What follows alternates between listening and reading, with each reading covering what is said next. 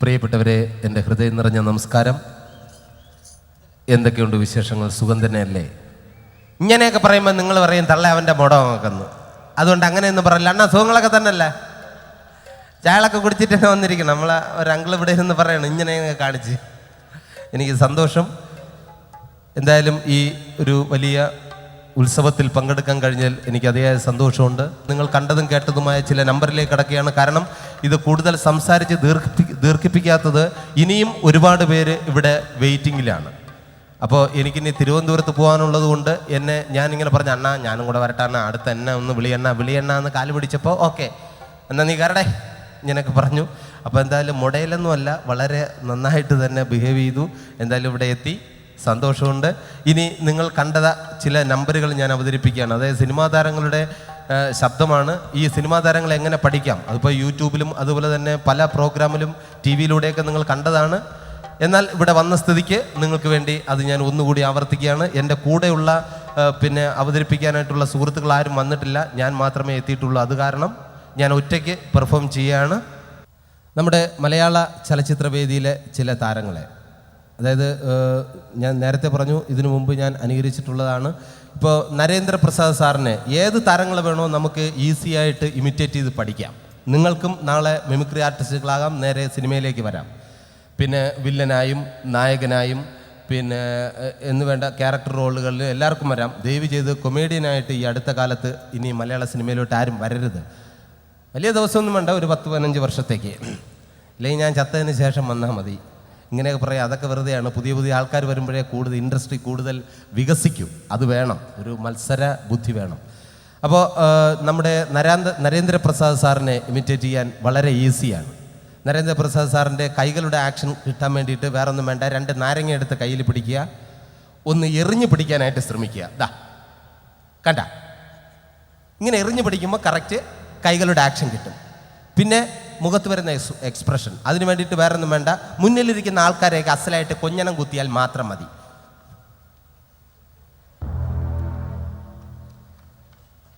എന്നിട്ട് ഈ ജന്നിയുടെ തുടക്കം വെട്ടുവലി അതും കൂടെ ഉണ്ടെങ്കിൽ ഓക്കെ ആയി, നരേന്ദ്രപ്രസാദായി മാറും.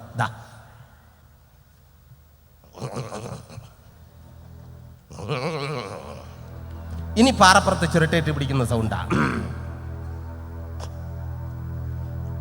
16 കൊല്ലം മുമ്പ് നെറ്റി പിളർന്ന് ചോര വീണ പുഴക്കരയിലെ പൂഴിമണ്ണ് വാരി കയ്യിലെടുത്ത് ഈ അപ്പനൊരു പ്രതിജ്ഞ എടുത്തിരുന്നു.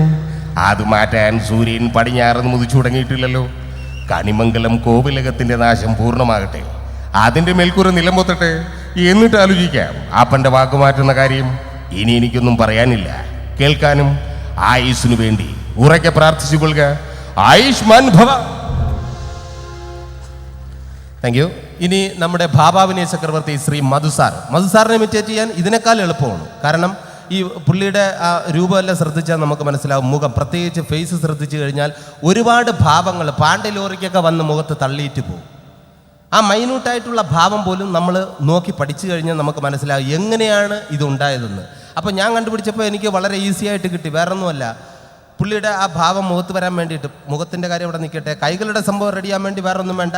നമ്മൾ സൈക്കിൾ വിട്ടാൽ അറിയാമല്ലോ, കൈ കൊണ്ട് സൈക്കിൾ വിട്ടുക, ബ്രേക്ക്, തിരിച്ച് കറക്കുക, റിവേഴ്സ്. ഇനി ഇടത്തെ കാലം ആർക്കും വേണ്ട, അത് എടുത്ത് എറിഞ്ഞ് നടക്കുക.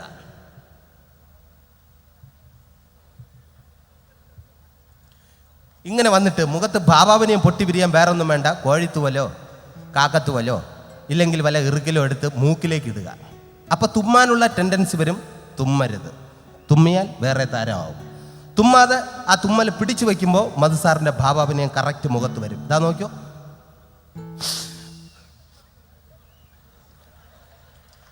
തുമ്മിയാ പോയി, തുമ്മരുത്, വീണ്ടും കുത്തുക.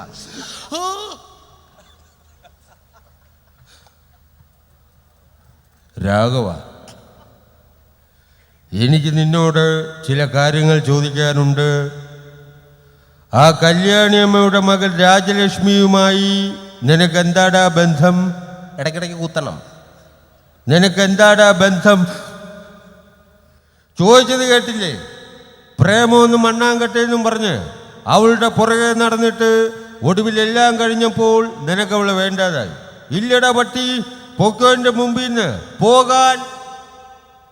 പോകാൻ എന്ന് പറഞ്ഞതിന് ശേഷം കുറച്ച് ഭാഭാവനും ഭാര്യ ബദറും. അത് നമുക്കുള്ളതല്ല, നാട്ടുകാർക്കുള്ളതാണ്.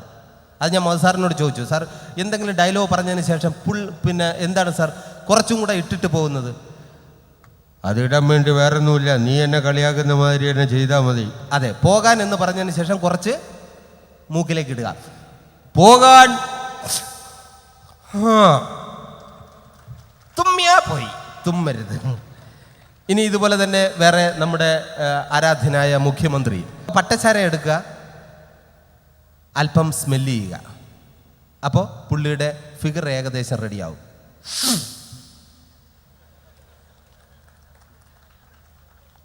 ഇനി ഇത് ഉള്ളിലേക്ക് അല്പം സേവിക്കാൻ ശ്രമിക്കുക, അപ്പോൾ ബോഡി ലാംഗ്വേജ് ഫുൾ ക്ലിയർ ആവും.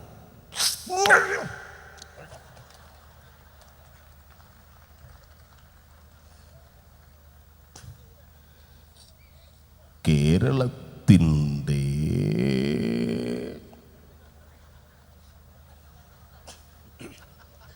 വരുന്ന 1.5 വർഷവും കേരള ടീമിൻ്റെ ധോണി ഈ ഞാൻ തന്നെയാ. പിന്നെ പിണങ്ങാറായിക്കിപ്പോൾ സേവാങ്കിൻ്റെ അവസ്ഥയാ. ടീമിലുണ്ടോ? ഉണ്ട്. കളിക്കുന്നുണ്ടോ? ഇല്ല. മുട കണ്ടാൽ ഇടപെടുമണ്ണ. ഇത്രയേ ഉള്ളൂ. എവിടെയൊക്കെയാണ് സ്റ്റോപ്പ് ചെയ്യുന്നത്, എവിടെയൊക്കെയാണ് എറിയണമെന്ന് ആർക്കും അറിയാലോ. ഇങ്ങനെ അങ്ങ് പോകും.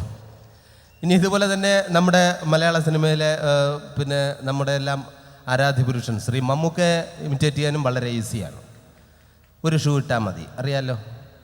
കാര്യമില്ല, ഇല്ലെങ്കിൽ നടത്ത ക്ലിയർ ആവില്ല. ഞാനിത് പുള്ളിയുടെ മുമ്പൊക്കെ ഇമിറ്റേറ്റ് ചെയ്തോ പുള്ളി അസലായിട്ട് കൈയടിച്ച് ചിരിച്ചതാ.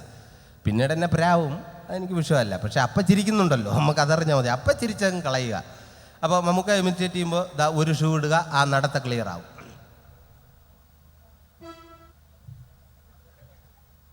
ഫസ്റ്റ് ഡയലോഗിന് ഇടത്തെ കുത്ത്, അതായത് ഇവിടെ 2 ഇഷ്ടിക വച്ചേക്കും, നടുക്ക് ചാന്ത് വിട്ടേക്കും. കറണ്ട് കാണൂല, കൈ കൊണ്ട് കുത്തി നിറയ്ക്കണം. രണ്ടാമത്തെ ഡയലോഗിന് വലത്തെ സൈഡിൽ ചാന്ത് നിറയ്ക്കണം.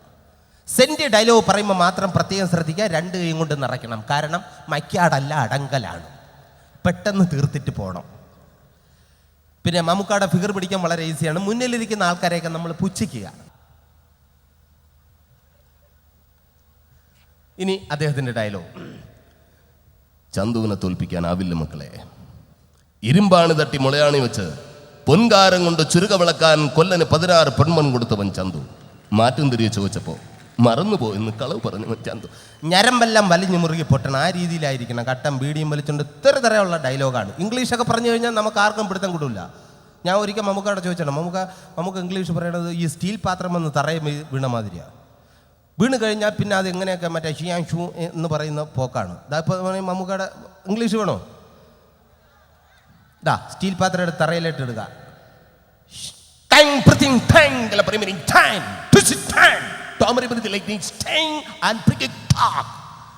ആർക്കും പിടി കിട്ടിയില്ല. ഞാനും ചോദിച്ചിട്ടുണ്ട്. അപ്പോൾ അത് കറക്റ്റ് ഇംഗ്ലീഷ് അറിയുന്നവർക്കൊക്കെ പിടി കിട്ടും. നമുക്ക് പ്രത്യേകം ട്രാങ് എന്ന് പറഞ്ഞു കഴിഞ്ഞാൽ ചിലപ്പോഴൊക്കെ പിടി കിട്ടും. അപ്പോൾ അത് കഴിഞ്ഞിട്ട് ആറച്ചിരിക്കണേ മൈക്ക് ഓൺ ചെയ്ത് വെച്ചിട്ട്. അപ്പോൾ അത് കഴിഞ്ഞിട്ട് ഇനി ലാലേട്ടൻ ഇമിറ്റേറ്റ് ചെയ്യാൻ ഇതിനേക്കാൾ എളുപ്പമാണ് ഇടത്തേത്തുള്ള 90 ഡിഗ്രി ചെരിയുക. അത് വെറുതെ അങ്ങ് ചരിച്ചിടണം. പിന്നെ ആക്ഷൻ കിട്ടാൻ വേണ്ടി വേറെ ഒന്നും വേണ്ട, ഒരു ബോളോ തറയിലേക്ക് വയ്ക്കുക. ഇപ്പോൾ ഫുട്ബോൾ അല്ലെങ്കിൽ പാണ്ടികളി, എന്തെങ്കിലും കളി അറിഞ്ഞേ പറ്റൂ. ഇപ്പോൾ ഫുട്ബോൾ ഉണ്ടെങ്കിൽ ആ ബോൾ തറയിൽ വയ്ക്കുക, കാലുകൊണ്ട് തട്ടി തെറിപ്പിക്കുമ്പോഴത്തേനും പുള്ളിയുടെ ഡാൻസ് ആയിട്ട് മാറും.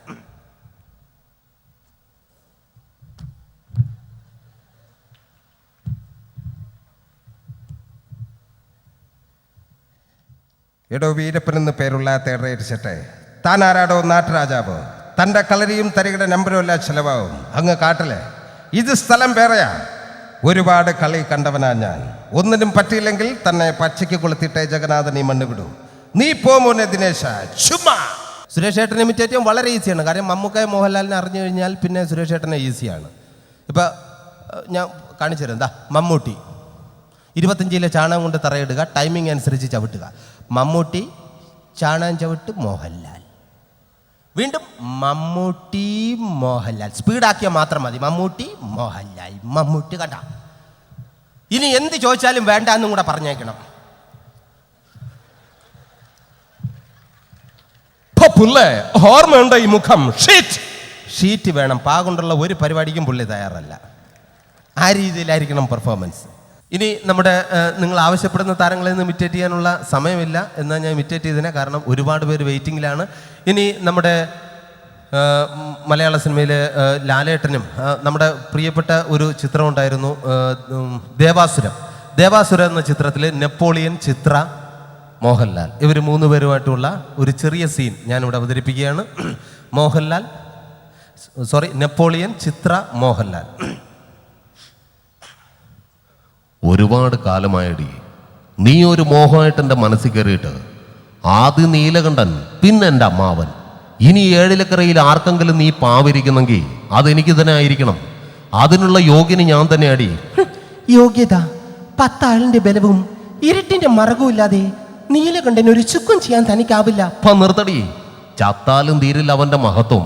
അവന്റെ മരണം എനിക്ക് വ്രതമാടി, വ്രതം. നേരെ പോവുകയാണ് മംഗലശ്ശേരിയിലേക്ക്. അവിടെ ചെന്നപ്പോൾ ലാലേട്ടൻ്റെ കൈയൊക്കെ അടിച്ചോടിച്ചിട്ടേക്കുകയാണ്. അവിടെയും പുള്ളിയുടെ പെർഫോമൻസ് ആണ്. ആരുടെ? വില്ലൻ്റെ. നീലകണ്ഠ, നീ ചത്തിട്ടില്ല എന്നറിഞ്ഞപ്പോഴാ എനിക്ക് കൂടുതൽ സന്തോഷം. ശേഖര, ഞാനെല്ലാം മറക്കാൻ ശ്രമിക്കുകയാണ്. ഇല്ലടാ, നീ അലങ്കോലമാക്കിയ അതേ ഉത്സവം ഇത്രയും പുരുഷാരവ നോക്കി നിൽക്കേ ഞാൻ നിന്നെ തല്ലാൻ പോവാ. പട്ടിയെ തല്ലുന്ന മാതിരി തിരിച്ച് കയ്യങ്ങാൻ ഓർത്തിയാൽ പടക്കം കത്തുന്ന മാതിരി കത്തും.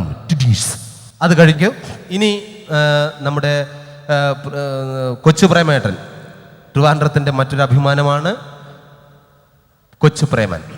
കൊച്ചു പ്രേമേട്ടനെ ഇമിറ്റേറ്റ് ചെയ്യാൻ വളരെ ഈസിയാണ്. നമ്മൾ താല്പര്യമില്ലാത്ത രീതിയിൽ ഇപ്പോൾ ലൊക്കേഷനിലൊക്കെ ചെയ്യുമ്പോൾ ഞാൻ ചോദിക്കും, ചേട്ടാ നമുക്ക് ഇന്ന് ബിരിയാണി ഉണ്ട്, പോയി കഴിക്കാം.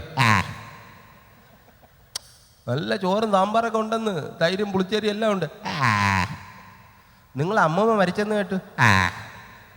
എല്ലാം ഒരേ എക്സ്പ്രഷനാണ്, സൗണ്ടിൽ ഒരു വ്യത്യാസവുമില്ല. അപ്പോൾ ആ രീതിയിൽ താല്പര്യമില്ലാത്ത രീതിയിൽ ഡയലോഗ് പറഞ്ഞാൽ മതി, കൊച്ചു പ്രേമനായിട്ട് മാറും. പക്ഷേ ആ പട്ടിയെ വിട്ടുള്ള ഏർപ്പാട് അതത്ര ശരിയായില്ല കേട്ടോ. പട്ടിയുണ്ട് സൂക്ഷിക്കുക എന്ന ബോർഡ് വയ്ക്കുന്ന പോലെ ഇവിടെ മുണ്ട് പറിക്കുന്ന കുട്ടികളുണ്ട് എന്നുകൂടി എഴുതി വയ്ക്കുന്നത് വളരെ നന്നായിരിക്കും. എന്നാ പിന്നെ ഞാനങ്ങോട്ട്. Thank you. ഇനി നമ്മുടെ പ്രിയങ്കരിയായ ബിന്ദു പണിക്കർ. എടാ അശോക, എനിക്ക് നിന്നോട് ഒരുപാട് കാര്യങ്ങൾ പറയാനുണ്ട്. പണ്ട് ഞാൻ കോളേജിൽ പഠിക്കുമ്പോൾ എനിക്കായിരുന്നു ക്ലാസ്സിൽ ഫസ്റ്റ്. പക്ഷെ റിസൾട്ട് വന്നപ്പോൾ ഞാൻ തോറ്റു. അതെങ്ങനെ? അവറ്റകൾക്ക് എന്നോട് സ്നേഹമില്ലല്ലോ. Thank you. ഇനി ഒരൊറ്റ ചെറിയൊരു നമ്പരോടുകൂടി എൻ്റെ ഈ കലാവിരുന്ന് ഇവിടെ അവസാനിക്കുകയാണ്. നമ്മുടെ മലയാള സിനിമയിൽ പഴയകാല ആക്ഷൻ സൂപ്പർ സ്റ്റാർ ശ്രീ ജയനെ ഇമിറ്റേറ്റ് ചെയ്തുകൊണ്ട് മലയാളത്തിൽ മറ്റ് 2 താരങ്ങളും കൂടെ ഉദയം ചെയ്തു. ഒന്ന് ഭീമൻ രഘു, പിന്നെ ജഗദീഷ്. ഇത് ഞാൻ ജഗദീഷ് ചേട്ടനോട് പറഞ്ഞപ്പോഴും ഭീമൻ രഘുചേട്ടനോട് പറഞ്ഞപ്പോഴും അവരാരും നമ്മളങ്ങനെ ഇമിറ്റേറ്റ് ചെയ്തിട്ടൊന്നുമില്ല എന്ന് പറഞ്ഞു. ഇനി നിങ്ങൾ തീരുമാനിക്കുക, ഈ ജയൻ എന്ന വ്യക്തിയെ പുള്ളി ഇമിറ്റേറ്റ് ചെയ്തിട്ടുണ്ടോ ഇല്ലയെന്ന്. ആദ്യം അവരുടെ ശബ്ദം. അവിടെ നിൽക്കാൻ നീ എന്നോട് പെമ്പിള്ളേരെ ശല്യം ചെയ്യുന്ന അലബലാദി ഷാജി. ഇനി ഭീമൻ രഘു. ഭരണം മിസ്റ്റർ ഇന്ത്യയോടൻ. ഈ പരപ്പൂമോനെ പണ്ട് പാലക്കാട് വിക്ടോറിയ കോളേജ് മുതൽ അങ്ങ് കണ്ണൂർ കോട്ട മൈതാനം വരെ പട്ടിയെ തല്ലുന്നമാര് തല്ലിയതാ. കുറേ കാലമായിടാ കയ്യും കാലൊക്കെ ഒന്ന് അനക്കിയിട്ട്. ഇത്ര പറയും, പിന്നെ ലാലേട്ടൻ്റെ ഇന്ന് വേഷാടിയും വാങ്ങിച്ചുകൊണ്ട് പോകും. അത് വേറൊരു കഥ. പിന്നെ വരുന്ന ജഗദീഷ് ചേട്ടൻ. എക്സ്ക്യൂസ് മീ, ചേട്ടൻ കാര്യമായിട്ട് പറഞ്ഞതാണോ എനിക്കിട്ടൊന്ന് താങ്ങിയതാണോ? വരട്ടെ. ഇനി ഇവരുടെ ആക്ഷനാണ് ഞാൻ നിങ്ങളുടെ മുമ്പിൽ പ്രദർശിപ്പിക്കുന്നത്. ആദ്യം ജയനെ ഇമിറ്റേറ്റ് ചെയ്തുകൊണ്ടാണ് ഇവർ മറ്റ് 2 പേരും സിനിമയിലേക്ക് എത്തിയത്. ഈ നടത്തയെല്ലാം ആക്ഷൻസ് എല്ലാം കറക്റ്റ് ആയിരിക്കും. അത് ക്ലിയർ ആണെങ്കിൽ മാത്രം കൈയടിച്ചാൽ മതി. ആദ്യം ജയൻ. ഞാൻ പറയുകയാണ്, ആദ്യം ജയൻ. അല്പക്കൂടെ സ്പീഡ് ഭീമൻ രഘു, അല്പക്കൂടെ സ്പീഡ് ജഗദീഷ്. ക്ലിയർ ആണോ നോക്കൂ. ആദ്യം ജയൻ.